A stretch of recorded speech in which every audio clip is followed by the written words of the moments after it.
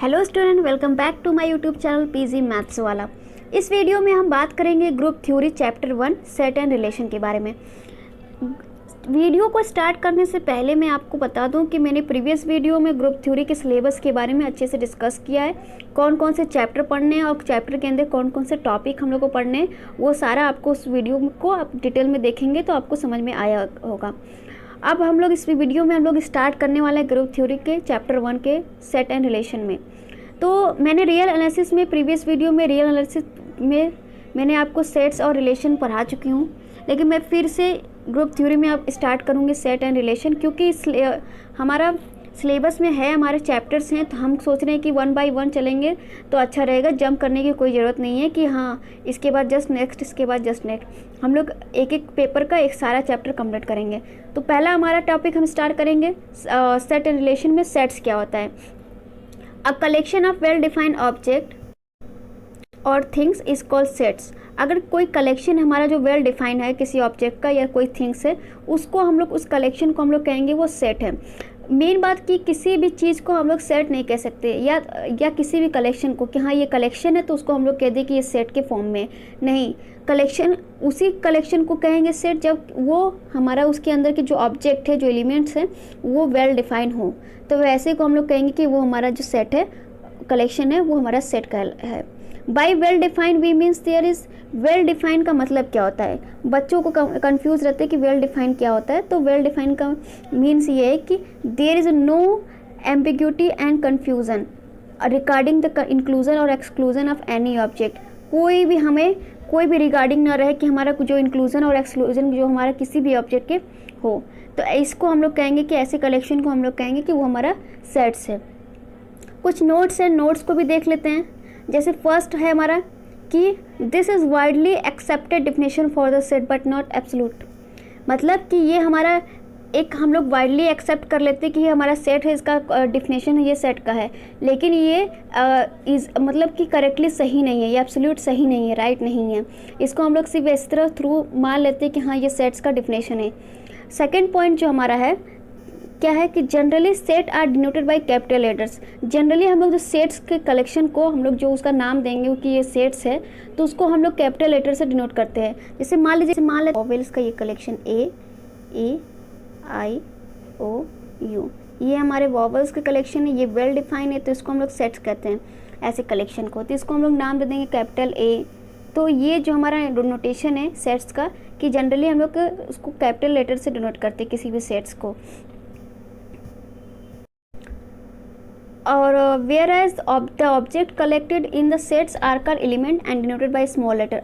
और इसके बाद जो हम लोग जो कलेक्शन लेते हैं, मतलब किसी एलिमेंट का ही तो कलेक्शन लेते हैं, तो वो जो एलिमेंट या उसको हमारे ऑब्जेक्ट कलेक्शन होता है सेट में, उसको हम लोग एलिमेंट्स के नाम से डिनोट करते हैं, और वो हमेशा स्मॉल लेटर से उसको हम लोग डिनोट करते हैं। और थर्ड पॉइंट जो हमारा सी, वो क्या है कि no set can be member of itself. मतलब कोई भी अगर मान लीजिए किसी वेल डिफाइंड कलेक्शन को आप लोग कह रहे हैं कि वो सेट है, जैसे मान लिया अभी एग्जांपल आपको जो वॉवेल वाला दिए, मान लेते हैं वो हमारा ए सेट है, वो कलेक्शन है, तो उस सेट को नहीं कह सकते वो कि वो खुद वो मेंबर है अपने सेट्स का, नहीं, क्योंकि वो खुद एक सेट्स है। सेट खुद का मेंबर नहीं हो सकता है। वो खुद मेंबर मतलब होना कि उसके अंदर वो एलिमेंट की तरह बिहेव करना, ऐसा नहीं हो सकता, क्योंकि वो एक पूरा सेट्स है। यही आपको थर्ड पॉइंट में बताया गया। If any set then A does not belongs but A is a subset of A. कोई भी सेट खुद में नहीं बिलोंग्स कर सकता, लेकिन खुद का सबसेट हो सकता है। ये हमारा है थर्ड पॉइंट। चलिए नेक्स्ट आगे बढ़ते हैं। कार्डिनलिटी ऑफ सेट के हमारा कार्डिनलिटी सेट क्या होता है? The number of elements in a set is called cardinality of the sets. मतलब कि अगर सेट्स हमारे, अगर अभी तो हम लोग सेट्स जाने कि सेट्स क्या होता है, अगर हमारा कोई सेट्स दिया हुआ है, उसके नंबर ऑफ एलिमेंट, जितने नंबर ऑफ एलिमेंट होते हैं उस सेट्स में, उसी को कहते हैं कि उस सेट्स का वो कार्डिनलिटी हो गया। मतलब कि सारे एलिमेंट को आप काउंट कर लीजिए तो वही हमारे उस सेट का कार्डिनलिटी हो जाएगा। तो ये हमारा कार्डिनलिटी ऑफ सेट्स होता है। The cardinality of any set A is denoted by mod में ए या कार्ड ए, ऐसे हम लोग भी नोटेशन देते हैं ये कार्डिनलिटी को किसी भी सेट्स को। सबसेट्स के बारे में जानते हैं। कोई अगर एग्जांपल देखते हैं कार्डिनलिटी सेट का, तो मान लेते अगर कोई सेट्स है, उसके अंदर मान लीजिए 1 2 और 3 कोई हमारे एलिमेंट्स दिए हुए, तो आप देख रहे हैं इसमें कितने हैं? इसमें 3 एलिमेंट है, इसका मतलब जो कार्डिनलिटी ए का होगा वो 3 हो जाएगा। इसी तरह कोई भी फाइनाइट सेट्स दिए हुए हैं तो उसकी कार्डिनलिटी फाइनाइट होगी, मतलब काउंटिंग ऑफ नंबर के हिसाब से, एलिमेंट के हिसाब से। इनफाइनाइट का होगा, इनफाइनाइट का कार्डिनलिटी सेट का वो आगे पढ़ेंगे।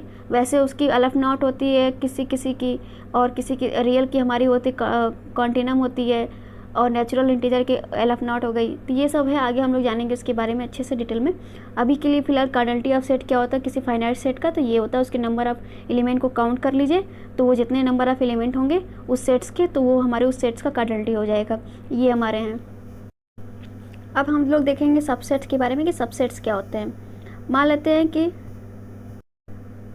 और set A is called a subset of the set B, मतलब कोई सेट ए दिया है, उसको कब कहेंगे वो सेट बी का सबसेट है, if each element of A is also element of B, मतलब ए के सभी एलिमेंट बी के सेट में हो।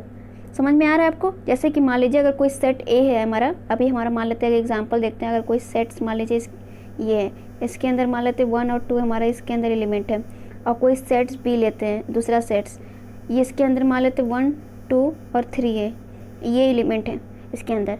तो हम कह रहे हैं कि अगर कोई सेट ए है उसको कब कहेंगे बी का सबसेट है, जब सभी ए के एलिमेंट बी में इंक्लूड हो या इन्वॉल्व हो, जो भी कहिए, मतलब उसके अंदर कंटेंट कर रहा है, तो कहेंगे कि ए जो है वो हमारा बी का सबसेट हुआ।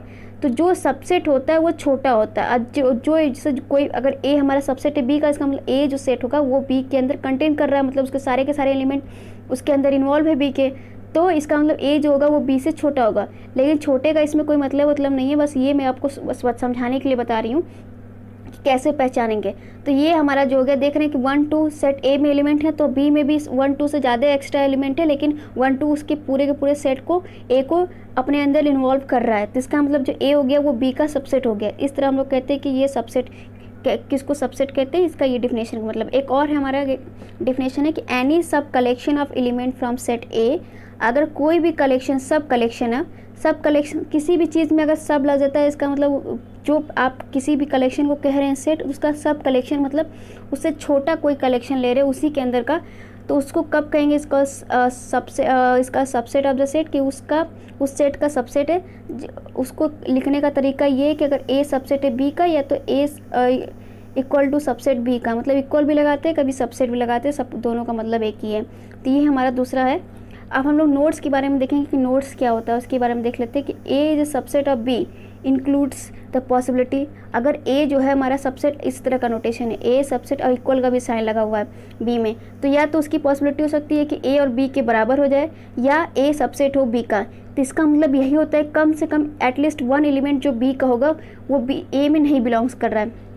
सबसेट का मतलब क्या होता है? सबसेट का मतलब ये होता है कि अगर कोई सेट किसी के सबसेट, इसका मतलब वो पूरा का पूरा सेट उसके में इन्वॉल्व हो रहा है, तो इसका मतलब ये कि या तो वो बराबर भी हो सकता है, मतलब दोनों सेट सेम हो सकते हैं। मान लीजिए अगर हमारा एग्जांपल ये जो अभी बताएं ए और बी सेट है, अगर मान लेते हैं अगर बी में 3 नहीं होता तो हमारा ये ए बी इक्वल होता, फिर भी हम लोग कहते, और इसको भी कह सकते हैं कि ये सबसेट है। या अगर पहले जैसे ही रखते हैं, अगर 3 है हमारा इंक्लूड है बी में, तो अब देख रहे हैं कि ए का पूरा एलिमेंट बी में कंटेन कर रहा है, और फिर भी एक एक्स्ट्रा एलिमेंट बच जा रहा है, तो इसका मतलब कोई ना कोई एक एटलीस्ट एक एलिमेंट ऐसा बी में होगा जो कि बी ए में नहीं है। तो ये 3 हमारा जो है वो बी में है लेकिन 3 में नहीं है, तो यही इसका नोट्स का मतलब कहने का है।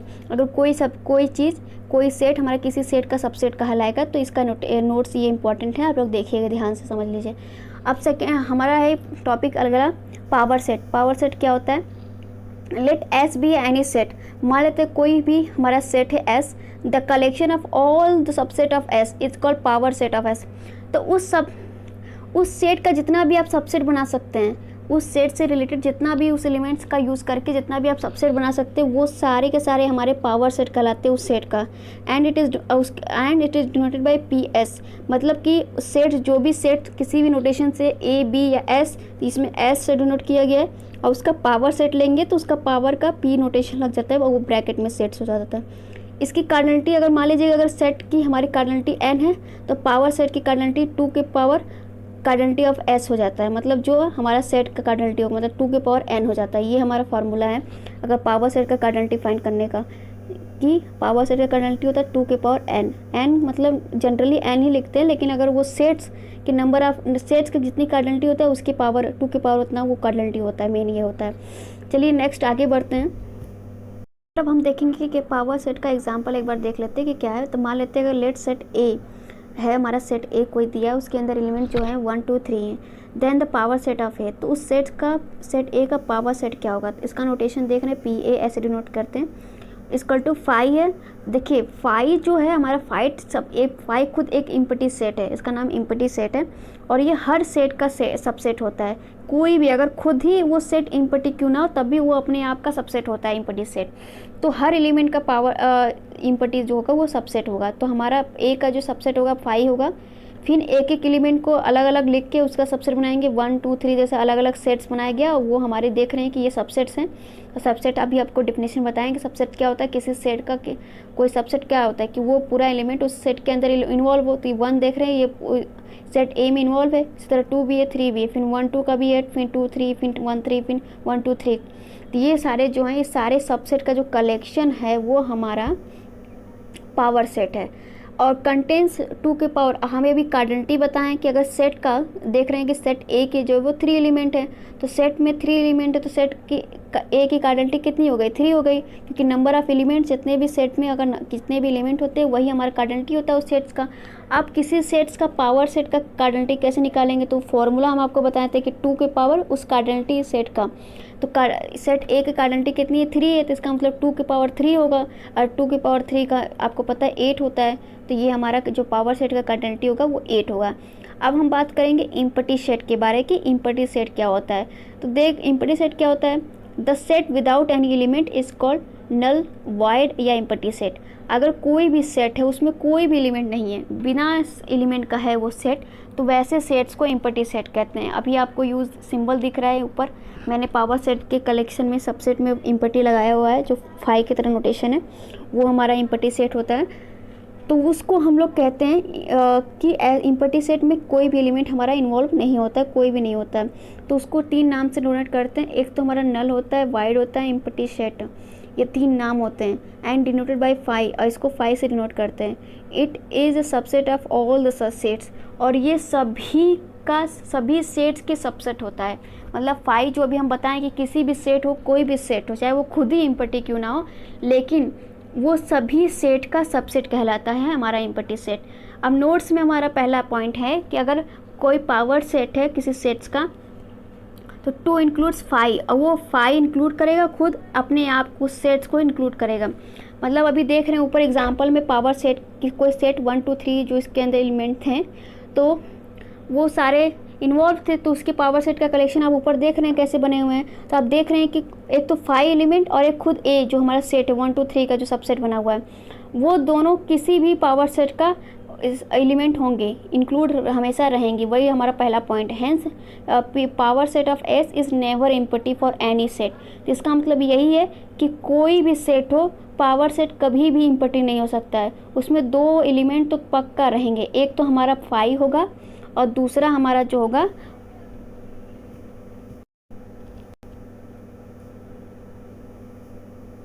वो हमारा सेट होगा।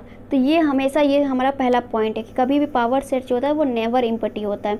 सेकंड पॉइंट जो हमारा है, the cardinality of power set is always sum of power of 2। अभी आपको पता है कि फॉर्मूला बताया था, किसी भी अगर पावर सेट का कार्डिनलिटी निकालना है मान लीजिए, तो हमेशा 2 के पावर उस सेट की कार्डिनलिटी होती है। मान लीजिए अगर सेट ए ले रहे हैं, पावर सेट उसका निकाल रहे हैं, उसकी कार्डिनलिटी, तो सेट ए का कार्डिनलिटी ऊपर होगा 2 के पावर, हमेशा वो always sum of power of 2 के पावर होगा ऑफ द फॉर्म। इस अगर जनरली हम लोग सेट्स का अगर कार्डिनलिटी n लेके चलते हैं तो 2 के पावर n होता है इसका फॉर्मूला, जो कि यहाँ लिखा हुआ, और n जो है वो इंटीजर से बिलोंग्स करेगा और वो 0 को भी इंक्लूड करेगा। मतलब कि नेचुरल नंबर नहीं है इसमें, सारे के सारे मतलब नेगेटिव पॉजिटिव एलिमेंट सारे हैं और खुद 0 भी है इसको। तो ये ऐसे हमारा जो स्मॉल n की वैल्यू है वो बिलोंग्स कर रहा है। Hence the name power set, और इसको हम लोग कहते हैं पावर सेट का। तो आपको पता लग गया होगा पावर सेट्स क्या होते हैं और इम्पटी सेट क्या हो रहे हैं। सारे इंपॉर्टेंट नोट है, इसको ध्यान से देखिएगा। नेक्स्ट आगे चलते हैं, देखते हैं जो प्रोपोजिशन है हमारे सेट्स के ऊपर कि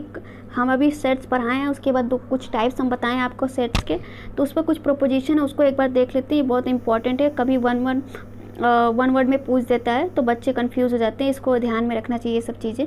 पहला पॉइंट हमारा ये है कि there is a no set containing all the set, मतलब कि कोई भी सेट ऐसा नहीं है, कोई भी सेट जो है वो सारे सेट्स को कंटेन करे। अगर मान लीजिए कोई भी किसी भी कलेक्शन का कोई सेट आप डिफाइन किए हैं तो वो ज़रूरी नहीं कि हर सेट्स को वो कंटेन करे। अब सेकेंड पॉइंट जो हमारा है वो the empty set phi is a subset of every set. ये जो हमारा फाई जो है नोटेशन है इम्पटी सेट का, वो किसी भी सेट का सबसेट होता है, किसी भी सेट, चाहे वो इनफाइनाइट हो या फाइनाइट हो, कोई भी सेट हो, एवरी सेट। और थर्ड पॉइंट हमारा वो है कि the power set of any set is never empty. अभी हम आपको पावर सेट बताए थे और उसके नोट्स कुछ बताए थे कि कभी भी कोई भी सेट अगर हमारा दिया हुआ है तो वो कभी भी उसका पावर सेट इम्पटी नहीं हो सकता है। क्यों नहीं हो सकता? क्योंकि फाई खुद उसका एक एलिमेंट होगा और एक खुद वो सेट खुद जिस पर वो पावर सेट डिफाइन हो रहा है, ये दोनों जो होंगे वो हमारे एलिमेंट होंगे पावर सेट के उस सेट पर जिस पर हम लोग डिफाइन कर रहे हैं। तो इसलिए पावर सेट कभी भी हमारा इम्पटी नहीं हो सकता है। So thank you so much students. Video को लाइक एंड सब्सक्राइब कर दीजिए अगर आपको वीडियो पसंद आया हो तो। और आगे का लेक्चर हम लोग नेक्स्ट वीडियो में देखेंगे कि अगले क्या टॉपिक हम लोग पढ़ने वाले। So student thank you so much.